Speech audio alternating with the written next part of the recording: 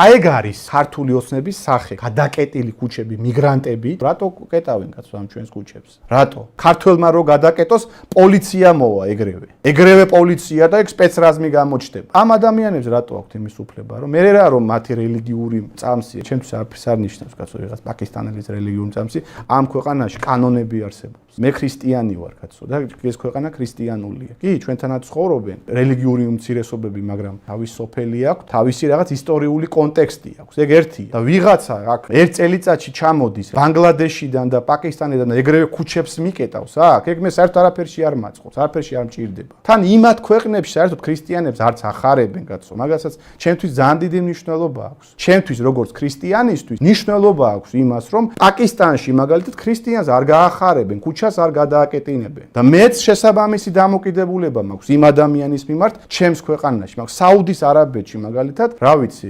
ქრისტიანული სიმბოლიკები აკრძალულია. ხო და მეც შესაბამისი დამოკიდებულება მაქვს მაგ ქვეყნის მოქალაქისთან, სადაც ქრისტიანებს ეგრე ექცევიან. და რატომ გაავსო ამ ხელისუფლებამ, ამ ხალხით? რისთვის? რისთვის ჭირდება ეს ხალხი?